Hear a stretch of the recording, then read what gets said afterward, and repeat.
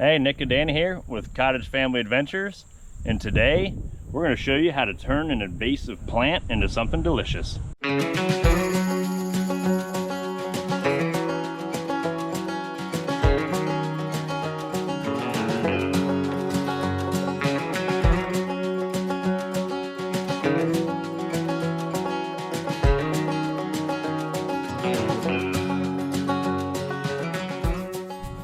So basically what we're doing here is we found a honey hole of autumn olives on the side of the road. So we pulled over and Danny and I are picking them.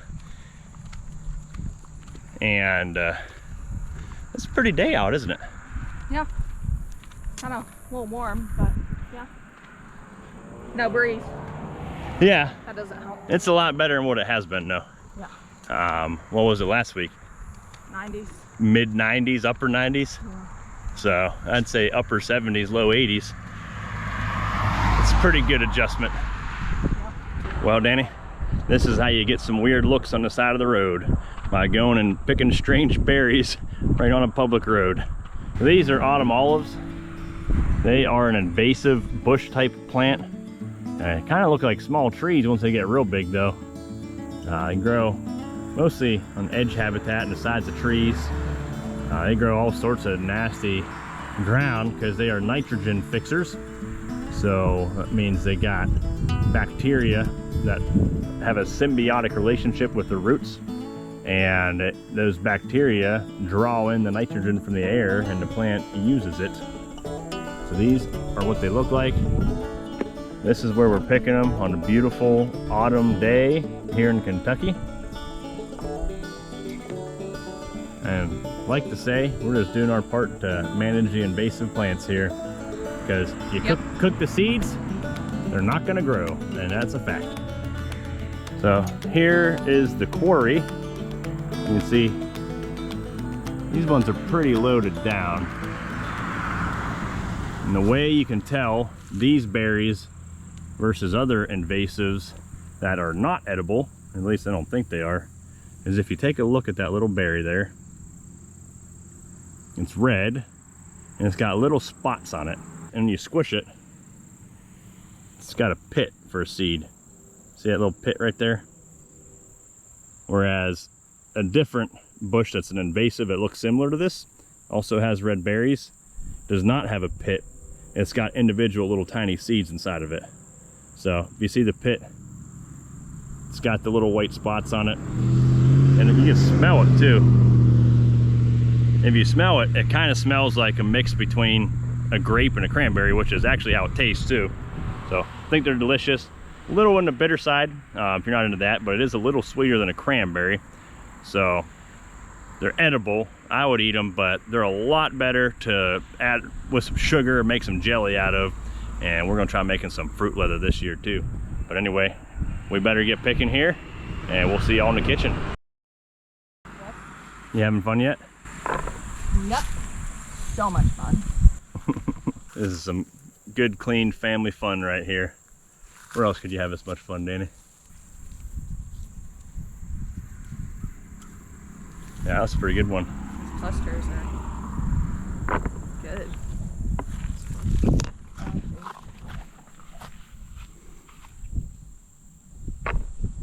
Add it to the stack. The only thing with these is they are so small that it does take forever to get any substantial amount. So we're just taking our time and enjoying the beautiful weather. And we're gonna finish up picking at the house here. We got several autumn olives growing around the property, and they are an invasive, but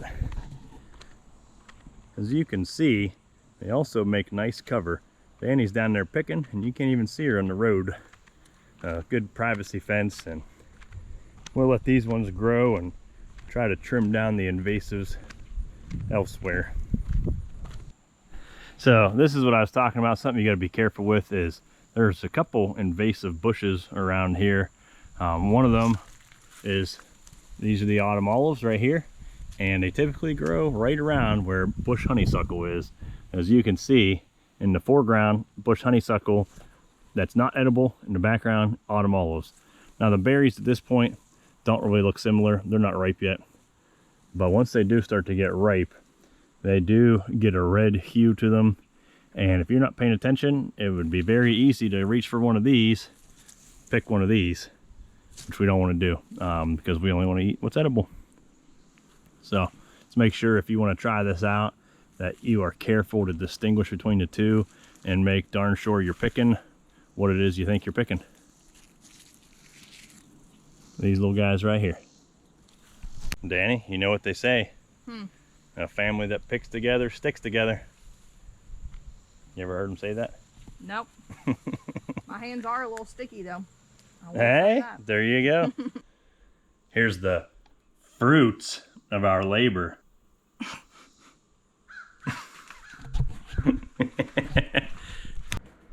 Alrighty, so the first step we're going to do is we're going to take our 4 cups of berries, or we're doing a double batch, as you can see, our 8 cups of berries.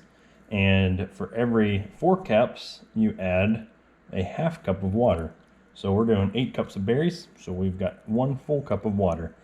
We got to squish these until they're all looking like mush and you can't see any whole berries. Like, see, that's a whole berry. We got to keep going.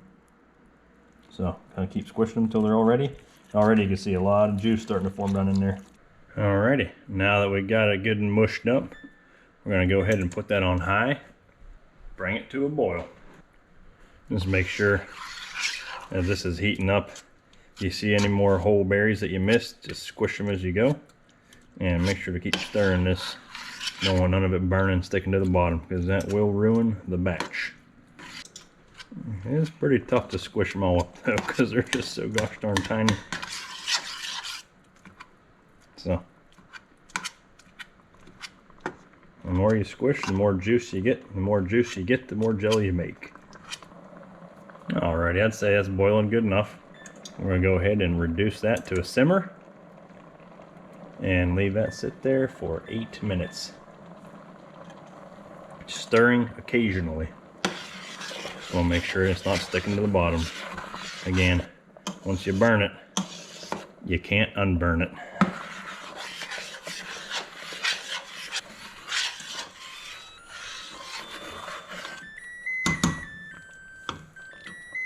Alrighty, that'll be 8 minutes.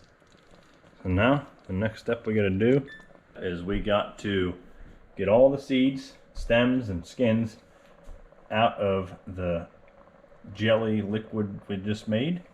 And we've got to strain that out.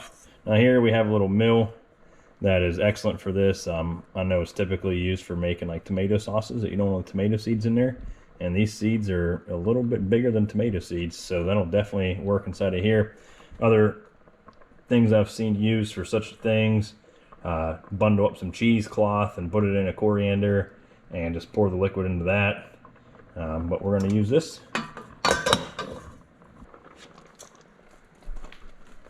Just get all the liquid into there. Should be able to fit it all inside of here.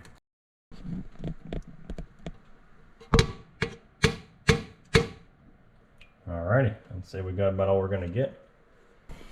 And the good thing with this is if you're using cheesecloth, anything else like that, you're going to have to handle it at some point.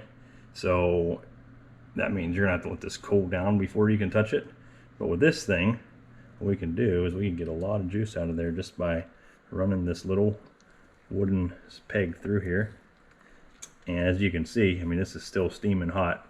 And I'm handling this no problem. So it does save you a little bit of time. Instead of waiting for it to all cool off, you can get as much as you can out of here with this. And the only thing is you don't want to use too much pressure doing this, or else you'll get too much pulp in there. And if you do that, it'll separate from the jelly once you add some more water and start adding the sugar and pectin. You don't want that. So we're just going to gently squish this into here and try to get as much of the juice out of here as we can without squishing too hard, if that makes sense. That does smell good, doesn't it, Danny? Mm-hmm. That's not any of the sugar or anything else inside of it. It's already smelling just wonderful. Alrighty. I think that's pretty much the rest of what we're going to get out of here. Then to our juice mixture, we're going to add a 1/2 teaspoon of butter. This reduces the foaming, So whenever you get that sugar and that pectin in there, it doesn't foam up as much, which you don't want that foam. It'll make bubbles and stuff in your jelly. It won't look no good, and you run the risk of it overflowing if it boils up too hard. Because with that pectin, you really gotta boil it up hard to get it to activate. So we'll stir that around inside of there. Get that butter to melt and incorporate it into there. That's a good burgundy color. I always think it looks awesome. And it tastes just as good as it looks. Then we pour our liquid into a measuring cup and add water until we get it to 4 cups, which is the total that we need. We're gonna add that back to that pan. This is where we're actually gonna add the sugar and the pectin and make that lovely jelly. All right, so we're done with our measuring cup. Toss that in the sink. Stir this up good. So now we're gonna add our dry ingredients. We need 3 cups of sugar.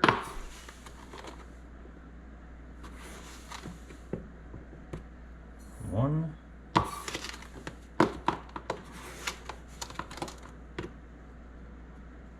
2,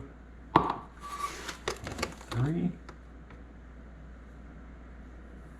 And then we're gonna add our pectin. So we're doing 5 jars, we're gonna need 3.5 tablespoons of pectin. 1, 2, 3. That looks like a half to me. And we're just gonna sift our dry ingredients together.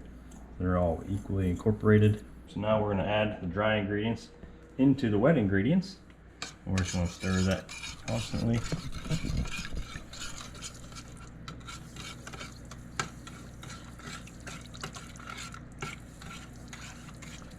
Just making sure to get that all stirred up into there. Now that we've got all those dry ingredients stirred into the liquid, we're gonna turn it back onto high heat here.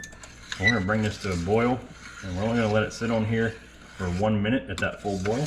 And then we're gonna pour it into our jelly jars immediately after, which we've got sitting in the oven right now at 200 degrees, just to make sure that the glass is not shocked. And this last step here is optional if you're not going to be doing long-term storage. Just making a small batch to keep in the fridge for 2 to 3 weeks, you won't need to do this. But because we intend on saving this, we're going to want to go ahead and add 3 tablespoons for this 4 cups of mixture of lemon juice.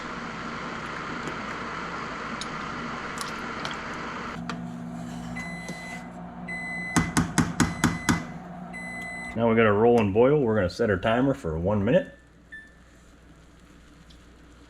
All right, real quick before we go on, please learn from our mistake and use a pot that's bigger than you think you're going to need. Crap. Watch out, watch out.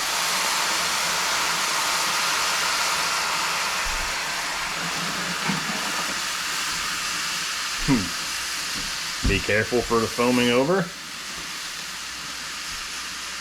Apparently the butter doesn't help as much as you would make it think to be.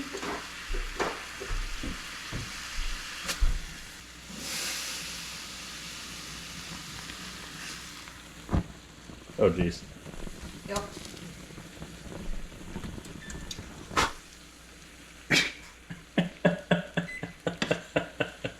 I think that's enough heat for this. Alright, so now we got the liquid boiled for 1 minute. It's going to start setting up pretty quickly here, so we're going to want to go ahead and get that in these prepared jars. Again, you want to heat treat the jars so they don't get shocked with the hot liquid, or else they will shatter and all your efforts will be for naught. And as you're pouring this, just try to make sure you take your time not to make too big of a mess, because if you get too much of a mess on the edge of the jars, that's more stuff you're going to have to clean up, and more time you're going to spend doing that instead of making and eating jelly.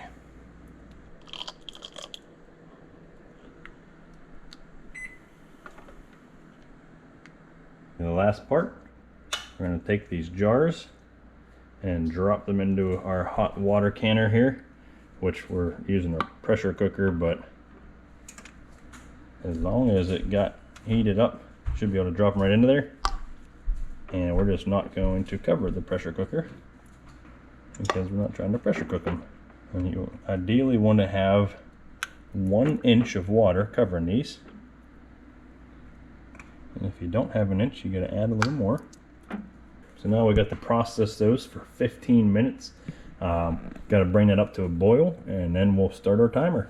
Another pro tip, if you don't have one of these guys, highly recommend you get it, because pulling jars that are out of boiling water out of a pressure cooker, we used to have to use an oven mitt, and once it got wet, your hands would get hot. It was just uncomfortable and not very fun. This makes canning so much more enjoyable. Now that these are done, we're gonna go ahead and pull them out of that hot water with our handy dandy jar lifter here. We're just gonna set them aside to cool down and finish sealing up here. Alrighty. There's 5 half pints of autumn olive jelly, and now we just gotta let it cool and it'll harden up here and it'll seal, and then we're gonna give it a shot along with our fruit leather. And now for the fruit leather. Don't really know how this is gonna turn out, and I definitely don't think we have enough berries for it, but we're gonna give it a shot anyway. What's the worst that can happen? So what I'm gonna do is I'm gonna pretty much follow the same recipe we used for the jelly up until the point of adding the extra water and the sugar and pectin. We're just gonna do just fruit for this, and just a little bit of water. So we got 2 cups of berries. The last recipe we did, and just do some quick math here. So the last recipe called for a half cup of water for 4 cups of berries. So for our 2 cups, we're gonna do a 1/4 cup of water. And then once we get that in there, we're gonna squish them all together and bust all those berries up. And we're gonna get it on some heat. All right, so we got our water. Let's dump that into there. And now, let's get to squishing. Alrighty, this has been simmering for 7.5, 8 minutes. So we're gonna pull that off. Doesn't look like we got a whole lot, so this may be the world's smallest piece of fruit leather. But we're gonna use the same contraption here. Thanks to my lovely assistant for the help there and for the filming. This woman can do it all. And now, unlike the other recipe, we actually want pulp in this one, I think, because that'll help hold everything together. So we're gonna really help compress that into there, get as much pulp and juice out as we can. So now we've got our fruit leather attachment on the dehydrator, and we're gonna scoop every last bit of this pulp and liquid we can get out of here. We don't want to waste none of it.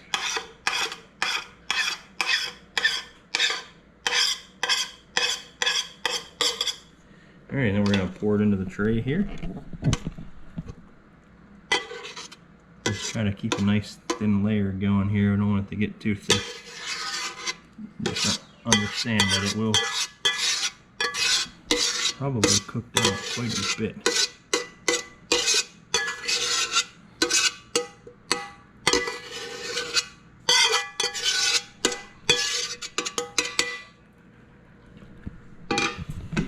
Try to get this spread out a little bit here without making it too thin. You don't want to be able to see through it, I don't think. That might be too thin once all that water cooks out.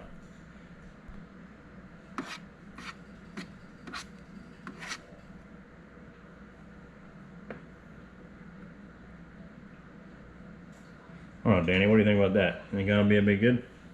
I think it's a good experimental try. Well, this is gonna go one way or another. Hopefully it goes good. I'm gonna put that lid on there, switch it on. And since we've never done anything like this before, we're just gonna come back periodically to check it out and see how it's setting up. And we'll check back in with you once it's looking good. Alrighty, now we gotta peel it off, which is turning out to be easier said than done. Just gonna do a little bit at a time off the edge here. Definitely not as easy as it looks. There we go. Getting a little bit more peeled off here. Each time I get a little piece off here though, I'm eating it. That's pretty good. I'd say so far so good with the fruit leather. That's pretty tasty. Got most of it off. And this is actually way more than we were anticipating getting with only 2 cups of berries. So yeah, pretty pleased with that. So I'm gonna put it in some wax paper and roll it up. And we'll try this as a family along with the jelly once we get the jelly cooled down and ready to put on some fresh bread.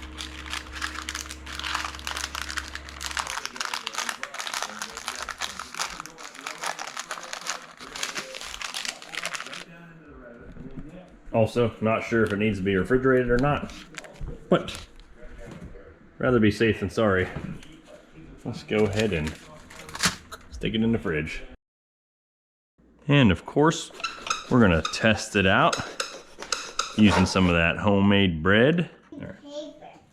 So the last time we did this, we followed a recipe that had you mix the fruit juice with apples, which have natural pectin, and it's set up pretty solidly, but we were kind of thinking about that and thought maybe the apples influenced the flavors of the autumn olives. So in essence, we hadn't actually tasted the autumn olives by themselves yet.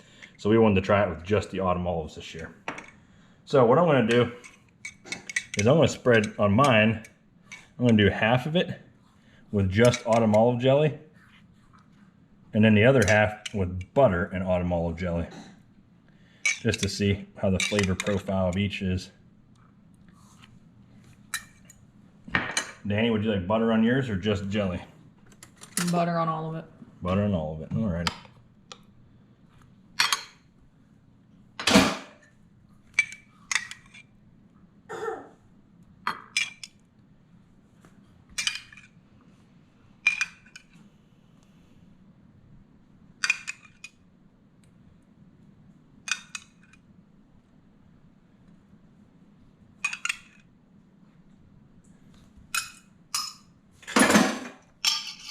Alrighty, let's give this a shot.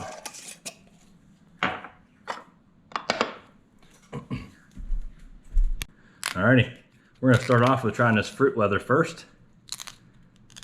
It's set up pretty good. We got 3 pieces here. I'm gonna try one.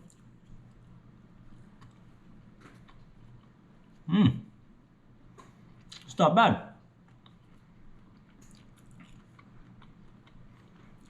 Maybe a touch on the tart side. I think if we do this again, we'll definitely add a little sugar. But other than that, not bad at all. Harper, you want to try a little piece? You want to try? Here. Try a little Harper piece. Try it.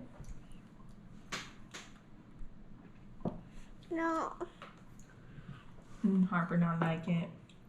This is not good. Probably didn't like the texture. It could be. What do you think about it? Definitely on the tart side. Yeah. But not bad But though. not bad.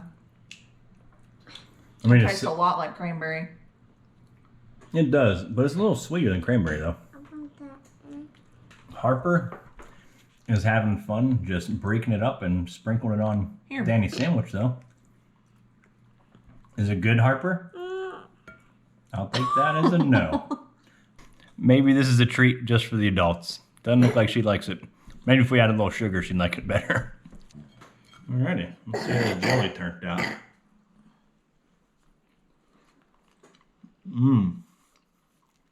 Hold on, we'll get a try. Oh yeah. Just a second. With that sugar we added in that jelly recipe, that is much better. Oh my goodness. It is better than when we added it with the apples too. It tastes way better.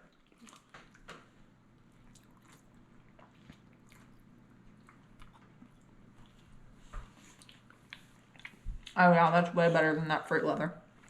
It's really good, isn't it? Like other than it being slightly runny, I mean, That's literally my only complaint, and honestly, I don't mind that.